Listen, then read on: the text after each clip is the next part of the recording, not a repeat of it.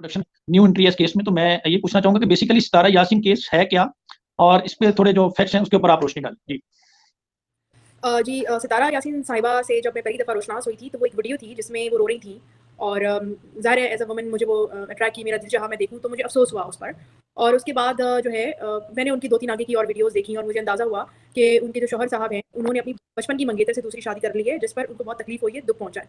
और मेरी ही तरह बहुत सारी ख़वातीन जो हैं उनको वही लगा, अफ़सोस हुआ। और इस तरह से एक हमदर्दी जो है वो मेरे भी दिल में उनके लिए बैठ गई थी।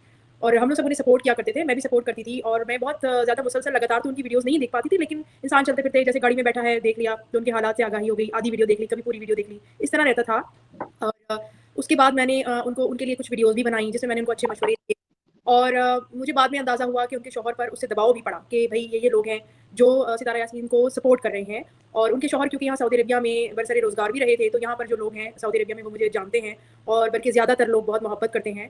ख़वातीन ख़ास तौर पर मुझे अपना बहुत सपोर्ट इसलिए समझती हैं क्योंकि मैं उर्दू जानती हूँ, तो उर्दू न्यूज़ में मैंने काफ़ी साल काम किया सऊदी गज़ट में, तो ये जो फ़ॉरेन लैंग्वेजेज़ बोलने वाले लोग हैं, तो उन्होंने मुझे और ख़ास तौर पर उर्दू के चाहने वाले लोगों ने मुझे बहुत प्यार दिया।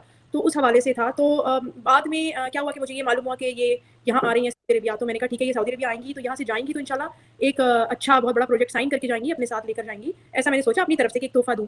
आदत होती है, हम सबकी आदत होती है, हम किसी के साथ हमदर्दी रखते हैं, प्यार रखते हैं, तो हम कुछ ना कुछ उसको अच्छी चीज़ देना चाहते हैं। मैं क्योंकि बिज़नेस वुमन हूँ, तो मैंने सोचा कि इनके व्लॉग्स को एक अच्छी एक दिशा मिलेगी या किस तरह से करना चाहिए है और उससे इनका माली फ़ायदा भी होगा, ये स्ट्रॉन्ग होंगी। मतलब कि मैंने अच्छा-अच्छा ही सोचा था। और मैं इस सिलसिले में इनके जो शौहर हैं साजिद साहब, उनसे इन टच थी। साजिद साहब ज़्यादातर मुझे इस तरीके से जो है वो मतलब अपने आप को क्लियर करने के लिए उनका रुझान ज़्यादा था। फॉर एग्ज़ाम्पल वो मुझसे ज़्यादातर हर बात के बाद एक बात करते थे कि मैंने दूसरी शादी की, कोई गुनाह नहीं किया। आपके सऊदी अरबिया में तो 4-4 शादियाँ करते हैं और ये और वो इस तरह से। तो उसके बाद ये हुआ कि मैं सितारा यासीन साहिबा की उस पे कि अच्छा ठीक है, आप मुझे उनका ये डॉक्यूमेंट भेजें, वो डॉक्यूमेंट भेजें, इस तरह से। तो जब मैं उनकी फ़ाइल बना रही थी उनके प्रोजेक्ट के लिए, तो उसमें ये था कि उनकी सीवी जो है वो माँगी गई थी। जैसे कि आजकल सबको पता है कि सऊदी अरबिया में जो है सबके जो एक्सपेट्रिएट्स हैं यहाँ पे बड़े सारे रोज़गार हैं भी। तो उनकी स्किल्ड या उनकी जो क्वालिफ़िकेशन है जी आवाज़ आ रही है? इतने में अचानक यूँ हुआ कि जो इनकी जो बहन है सलमा साहिबा, जिनके अक्सर व्लॉग्स मैंने देखे थे, उनकी अचानक एक वीडियो आई और जिसमें वो बहुत गमज़दा थीं और उन्होंने बहुत अजीब-सी बात की। उन्होंने ये कहा कि जो सितारा साहिबा 2 महीने उनके यहाँ रहकर गई हैं और उन्होंने जो है वो इस किस्म की मतलब उनके शौहर के साथ उनके गलत किस्म के ताल्लुकात थे और इसका जो है उनके पास सबूत भी है। तो ये सब उन्होंने वीडियो में कहा, जो सबने देखा, तो वो उनकी जो सलमा साहिबा की जो वीडियो थी वो मुझे भी बुरी लगी और मुझे लगा कि इनको बिला वजह शक-ओ-शुबा हो गया है और ये बिला वजह इल्ज़ाम लगा रही हैं। और इसी असना में जल्दी-जल्दी वाक़यात मतलब रोनुमा हो रहे थे, तो इसी दौरान एक वाक़या ये रोनुमा हुआ कि उनके जो सलमा साहिबा जो उनकी बहन है, उनके शौहर को डोमेस्टिक वायलेंस पे यानी कि सलमा साहिबा को मारने के हवाले से उन पर पुलिस केस हुआ। पुलिस स्टेशन में रिपोर्ट दर्ज की गई और यहाँ पर इस तरह के लॉज़ जो हैं वो बहुत सख्त हैं। तो फिर मैंने वहाँ पर जाँच पड़ताल की और वहाँ पर मैंने पूछा, तो उन्होंने मुझसे कहा कि आपका क्या ख़्याल है, जो इनकी मार-कुटाई की जो वजह ये बता रहे हैं वो बहुत अजीब-सी वजह है और पाकिस्तानी ख़वातीन तो ऐसी होती नहीं है। मैंने कहा बिल्कुल ऐसा ही है, पाकिस्तानी ख़वातीन ऐसी नहीं होती हैं और हो सकता है ये जो सलमा साहिबा हैं इनको शक हो गया है। तो कहने लगे कि लेकिन उस पर इतनी ज़बरदस्त बड़ी मार-कुटाई और तलाक और ये सारी चीज़ें इनके मामलात हो रहे हैं और इस तरह के मामलात में अमूमन यही होता है कि जो पहले सज़ा मिलती है मर्द को और फिर उसको डिपोर्ट कर दिया जाता है।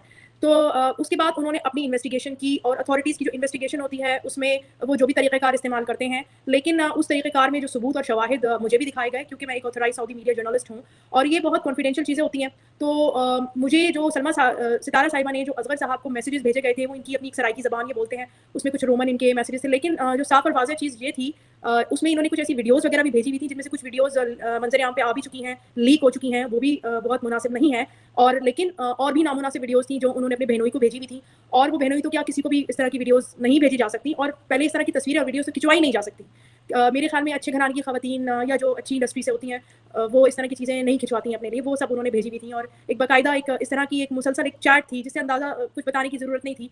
तो बस फिर मेरा दिल उससे बड़ा ख़राब हुआ और मैंने जो है वो फ़ाइल भी बंद कर दी, डॉक्यूमेंट्स वगैरह मेरा तो उसमें उस फ़ाइल या उस प्रोजेक्ट पे कोई फ़ायदा नहीं था। लेकिन मैंने उसपे एक वीडियो ज़रूर बनाना मुनासिब समझा क्योंकि मैं ही वो थी जिसने एक ज़हन-साज़ी की थी सितारा यासीन साहिबा के लिए। बहुत सारे दिल मैंने नरम किए थे सितारा यासीन साहिबा के लिए। अगर मैं इन्फ्लुएंस करती हूँ, मैं एक जर्नलिस्ट हूँ और मैं हक़ाइक़ सामने लाती हूँ। फॉर एग्ज़ाम्पल जब कहीं पे बम धमाका होता है तो कहीं पर 80 लोग जो हैं उनकी मौत वाक़या हुई होती है तो वो अपडेट होती है। फिर 100 लोग हो जाते हैं, 110 लोग हो जाते हैं, तो हम अपडेट करते हैं। तो वही चीज़ थी कि मैंने वो जो प्रूफ़ देखे उसके बाद मैंने लोगों को अपडेट किया और उसी असना में या हो सकता है कि असगर साहिबा को अंदाज़ा हुआ हो कि कुछ डाटा वगैरह उनका कहीं पर देखा गया है, मुझे नहीं मालूम, लेकिन उन्होंने मुझसे राब्ता किया असगर साहब ने खुद और उन्होंने मुझसे उसी दौरान जो है इस बात का उन्होंने कबूल किया, एक्सेप्ट किया कि ये बात सच है। और वो जो चैट्स जो थी, जो सलमा साहिबा ने दिखाई थी, उसमें उन चैट्स में ये लिखा था कि कुरान उठा लो, मुकर जाओ। वो चैट लीक हुई हैं और सब सलमा साहिबा ने प्रेज़ेंट की हैं। यहाँ पर जो लोग सुन रहे होंगे इस मामले में उनको पता होगा। उन चैट्स में ये लिखा था कि सितारा साहिबा असगर साहब को कह रही थी कि कुरान उठा लो, मुकर जाओ कि हम कभी मिले थे। और असगर साहब उन चैट में कुरान उठाने के लिए राज़ी नहीं हो रहे थे। मैंने उससे पहले की भी मुसलसल चैट्स मैंने देखी हैं और उसके बाद की भी देखी हैं। तो वो एक पूरा बातों का तसलसल था, जिनमें से कुछ चैट्स सलमा साहिबा ने दिखाई थी, पेश की थी।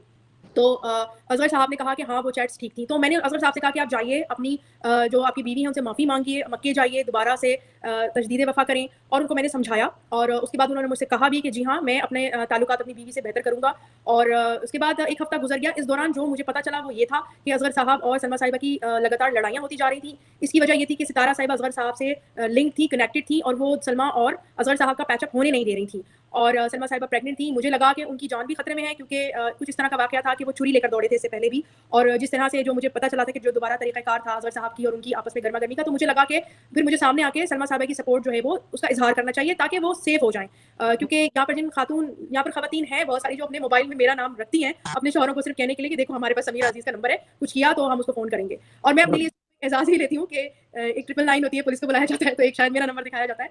और कुछ ना कुछ वजह होगी उन ख़वातीन के दिमागों में, लेकिन उर्दू कम्युनिटी की ख़वातीन ऐसी होती हैं। तो फिर मैंने वीडियो बनाई और मैंने असगर साहब ने एक बात सलमा साहिबा से की थी कि मैंने समीरा के सामने जुर्म कबूल किया है, उसको कहो कि प्रूफ करके दिखाए, और करके दिखाए वो मेरा क्या बिगाड़ सकती है। तो फिर मैंने नेक्स्ट डे जो है, जो मेरी उनकी असगर साहब की बातचीत हुई थी, मैंने वो रिलीज़ कर दी, और वो फिर मेरे यूट्यूब चैनल पे अभी भी मौजूद है। और उसके बाद उन्होंने मेरी दोबारा असगर साहब ने जब मुझसे बात की, उन्होंने मुझे कॉल किया, और उसके बाद तो मुझसे लड़े भी। उन्होंने कहा आपने मेरी चैट क्यों लीक की? मैंने कहा मैंने आपको 1 हफ्ते का टाइम दिया था, मगर आप स्टिल सलमा साहिबा को मार रहे थे, आप स्टिल उनके साथ जो है उनको धमकियाँ दे रहे थे, तो मुझे डर था, मैंने कर दी। और आप एक जर्नलिस्ट को ये सब कुछ बता रहे थे। जब आप जर्नलिस्ट को कोई मटीरियल देते हैं, मैं आपसे बात कर रही हूँ, तो फिर वो मेरा मटीरियल है। जब अगर मुझे लगेगा कि मुझे उसको एक्सपोज़ करना है, तो मैं उसको एक्सपोज़ करूँगी। तो ये सारी चीज़ें रहीं। और उसके बाद सलमा साहिबा से मैंने कुछ बातचीत की। सलमा साहिबा बिल्कुल तलाक लेने पर आमादा थीं। पुलिस वाले असगर साहब को बहुत सख्त सज़ा देने पर आमादा थे। लेकिन मैं दिमाग से सोचने वाली खातून हूँ। मैं ज़ाहिर है फ़ील्ड की बंदी हूँ, बिज़नेस वुमन हूँ। तो मैंने सलमा साहिबा को यही बात समझाई कि आपके पास क्या प्लान है? प्लान बी क्या है? असगर साहब के बगैर ज़िंदगी गुज़ारने का आपके पास क्या प्लान है? क्योंकि वो प्रेग्नेंट भी थी अभी, इंशाअल्लाह बिज़निल्लाह खैर खैरियत से अल्लाह उनको एक बहुत ही अच्छी औलाद नरीना दे, आमीन। तो वो उनके पास ऐसा कोई प्लान नहीं था। वो सिर्फ़ एक दुखी औरत थी, वो एक मज़लूम औरत थी, और उनको कुछ नहीं पता था कि उन्होंने क्या करना है, और कुछ उन्हें समझ नहीं आ रहा था। बिज़ी थी, जॉब भी करती हैं सैलून में वो। तो ये था कि वो जो उनके पाँचों जो बच्चे थे, वो सैलून वाले तो बच्चों की ज़ाहिर फैमिली फ़ीस होती है, सैलून वाले नहीं वो करते। असगर साहब को जेल होती, क्योंकि केस पुलिस तक था। आगे जाके नेक्स्ट लेवल पे केस जो है वो जज के पास जाता, उसके बाद सज़ा होती असगर साहब को, और बच्चों समेत फिर उनको पाकिस्तान भेजा जाता। सलमा साहिबा सैलून के इकामे पर हैं, तो फिर वो उनको भी जाना पड़ता, क्योंकि बच्चों को तो उन्हीं के साथ रहना है। तो ये सारी चीज़ें थी। तो मैंने उनसे कहा इसका मतलब है आपका पूरा जो घराना है ना वो ख़राब हो जाना था, आप लोग यहाँ पे अच्छे रह रहे हैं। ये सारी चीज़ें मैंने उनको समझाई। प्लस बच्चों को बाप की ज़रूरत होती है। और प्लस मैंने सलमा साहिबा से एक बात की कि एक इंसान होता है जो कुरान उठाने को आमादा ना हो, क्योंकि उसको पता है कि ये झूठा कुरान होगा, तो इसका मतलब है है। और वो ये भी कह रहे थे मुझसे कि मुझसे पहली दफ़ा ज़िंदगी में 18 साल बाद हुई है, पहली और आखिरी गलती है। तो जब पहली दफ़ा गलती की, तो इसको माफ़ किया जा सकता है, इसके साथ ज़िंदगी गुज़ारी जा सकती है। और जिन लोगों में खौफ़ खुदा होता है, ऐसी गलतियाँ करने के बाद वो सबसे बेहतरीन शौहर साबित होते हैं, ये मेरा मुशाहिदा है। उसके बाद बहुत सारे लोगों ने मुझे कहा कि मैं अभी भी सितारा यासीन से मिली हुई हूँ, और मैं जो हूँ केस आगे बढ़ाने नहीं देना चाह रही हूँ, और मैं इनका केस सलमा साहिबा ने जो असगर साहब के खिलाफ किया है, मतलब कि मेरी जो मुखलिसी जो सलमा साहिबा की तरफ चली गई थी, वो सब चीज़ें देखकर, तो जो मैंने वीडियोज़ वगैरह देखी थी, तो उस पर भी लोगों को शक था। तो मैं बड़े अजीब से मराहिल में थी, और मैं कुछ बता भी नहीं सकती थी कि मैंने कौन-सा कॉन्फिडेंशियल डाटा देख लिया है।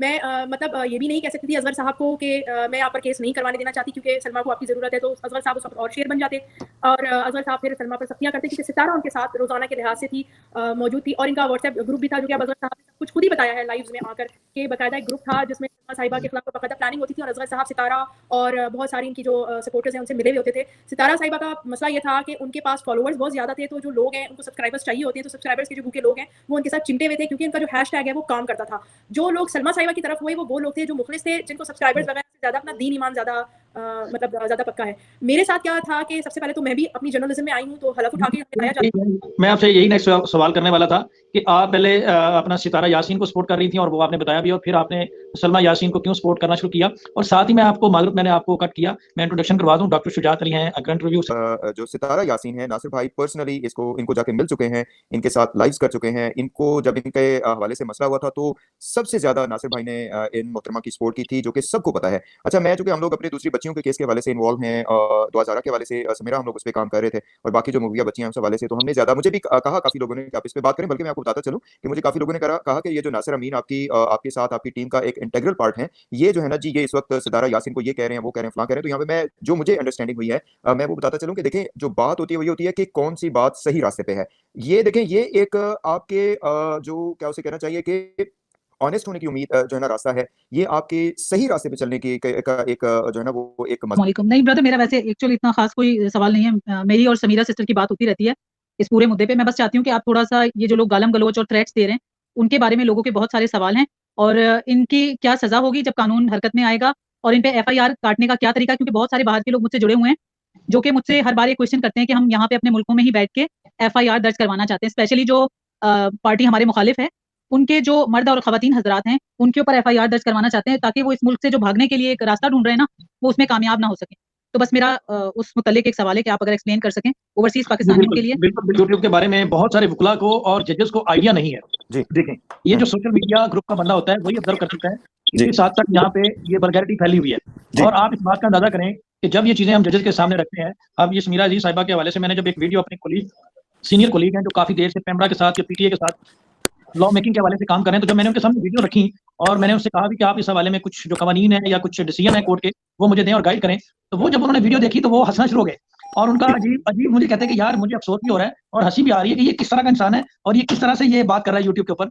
तो बेसिकली इन्होंने तो सर बिल्कुल वल्गैरिटी फैला दिया और एक इंतहाई गंदा माहौल एक बना दिया यूट्यूब का। मैं इसमें उम्मीद करता हूँ डॉक्टर साहब कि इसमें इस हवाले से लॉ मेकिंग भी होगी पाकिस्तान में और इस हवाले से जो पैमरा है उससे हम रिक्वेस्ट करेंगे कि वो कुछ कवानीन या रूल्स बनाए कि कोई यूट्यूबर जो है उसकी ये लिमिट्स होनी चाहिए, जैसे कि एक सहाफी की सर कुछ लिमिट होती है कि उसके पास जर्नलिज्म की डिग्री होनी चाहिए, देन इतना एक्सपीरियंस होना चाहिए। तो इस हवाले से हम सर इसमें जाएंगे कि इनके भी कुछ रूल्स होने चाहिए कि आप यूट्यूब पे बैठ के क्या बात कर सकते हैं क्या नहीं, ताकि जिससे माशरा जो है वो ना खराब हो। और ये क्या करें पूरी सोसाइटी को देखें। अब इस केस में जैसा मैंने समीरा जी साहिबा से सुना, इस केस में सेकंड मैरिज को और लिविंग रिलेशनशिप को प्रमोट किया गया और इससे क्या होता है कि ये पब्लिक राइट की वायलेशन है और इससे पूरी सोसाइटी जो है वो अफेक्ट हो रही है।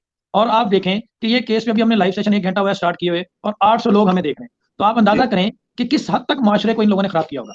तो इसमें सर हम अपना बेस्ट रोल प्ले करेंगे जहां तक हो सका और डॉक्टर साहब इस हवाले से लॉ मेकिंग भी करवाएंगे और इनके जो लिंक हैं वो भी ब्लॉक करवाएंगे और अगर ये फिर भी ना भाग आए तो देन हम सर इनके जो चैनल है वो भी अदालत से रिक्वेस्ट करेंगे इनके चैनल की जो है वो बंद जी, कीजिए। इसमें मैं यहाँ पे एक बात क्लियर करता चलूँ क्योंकि हम लोग भी इस हवाले से बात करते हैं और बहुत से लोग हमें भी कहते हैं जी आप फलां को ये कह रहे हैं वो भी खातून है। तो मैं आपको देखो मेयार जो है आपका वो ये है कि बुराई कहाँ पे है और आप उसको किस तरह से वो कर रहे हैं, जवाब दे रहे हैं। अभी मुझे बहुत से लोगों ने, जैसे मैंने कहा कि बहुत से लोगों ने हमें भी कि जी आप वो कज़ाबा ना करें, फलां ना करें, फलां करें। तो देखें जहाँ पे झूठ होता है तो उसको कज़ाबा ही कहेंगे, क्या कहेंगे, ठीक है। तो ये बहुत ज़रूरी है कि देखें आपने अपनी बात पहुंचानी है। कई मरतबा हम भी सख्त अल्फाज यूज़ करते हैं, मैं आपसे बिल्कुल एग्री करूंगा, लेकिन जो बुराई है ना बुराई को उसकी जड़ से ही पकड़ना चाहिए। और इट्स वेरी अनफॉर्चुनेट कि हमारा जो हम एक पॉजिटिविटी फैला सकते हैं इस सोशल मीडिया के थ्रू। मतलब मेरा तो इसमें थोड़ा स्टैंड ये है कि देखिए आपके पास अगर इतनी ज्यादा ऑडियंस है, लोग आपकी बात सुनते हैं, दैट इज एक्सीलेंट। इससे आप पूरी दुनिया में ये होता है कि ये चीजें सोशल मीडिया आपके मसाइल को उजागर करने के लिए और उनके हल के लिए है। लेकिन यहाँ पे हमारे कि you have to have standards और कन्फ्रंट करना जो है in terms of your point of view, उसमें बिल्कुल वो होना चाहिए। तो ये मेरा पॉइंट ऑफ व्यू था। आप लोग बात कीजिए, मैं बहुत शुक्रिया अदा करता हूं। Sorry for taking a couple more minutes and इंशाल्लाह फिर बात होती है आपसे। Thank you very much. मैं एक बहुत अहम पहलू की तरफ बताऊँ, या साहिबा ने भी बताया, जो हम लोग बाहर के ममालिक में रहते हैं, जैसे कि मैं बिजनेस वुमन हूँ, मैं पाकिस्तान आना चाहती हूँ, एक मैं हिमालय सॉल्ट की फैक्ट्री वहाँ लगाना चाहती हूँ, तो मैं वहाँ आते हुए डरूंगी क्योंकि लोग मुझे सोशल मीडिया में मुझे इस तरह से ना सिर्फ तौहीन कर रहे हैं बल्कि धमकियाँ दे रहे हैं। और इस तरह दूसरे इन्वेस्टर्स भी हैं जो कि और खुद ओवरसीज पाकिस्तानीज फिर वो अगर देखते हैं वो केस करना चाहते हैं तो वो किस तरह केस करें। हम लोगों को इस चीज़ का एक मतलब एक ट्रस्ट होना चाहिए कि अगर हमारे साथ कुछ गलत हुआ तो हमारे लिए पाकिस्तान में लॉ एंड ऑर्डर मौजूद है। तो इस तरह के जो लोग जो सोशल मीडिया में बैठकर पाकिस्तान की इमेज को खराब कर रहे हैं, इसको पकड़ना बहुत जरूरी है क्योंकि मुझे पता है कि पाकिस्तानी ऐसे नहीं होते हैं और पाकिस्तान में भी ज़ाहिर है क्योंकि मेरा बचपन वहाँ पे गुजरा है और मेरे वालिद साहब पाकिस्तानी गाजी थे। तो जब मुझे बताया जाता है, मुझे लोग बोलते हैं तो मैं उनकी तस्हीह करती हूँ कि बिल्कुल ऐसा नहीं है। लेकिन हमारा एतमाद बहाल करने की बहुत ज़रूरत है। मेरा तो ऑलरेडी एतमाद बहाल है, लेकिन मेरी तरह के बहुत सारे दूसरे लोग हैं, तो इन चीज़ों को ज़रूरी है। सॉरी मैं सिर्फ एक सेकंड, आपने तो दुखती रग पे हाथ रख दिया कि ओवरसीज पाकिस्तानियों के साथ क्या हशर हो रहा है। मैं हम लोग इंशाल्लाह इसको मैंने भी कवर करना, मेरी बड़ा इंटरेस्ट का टॉपिक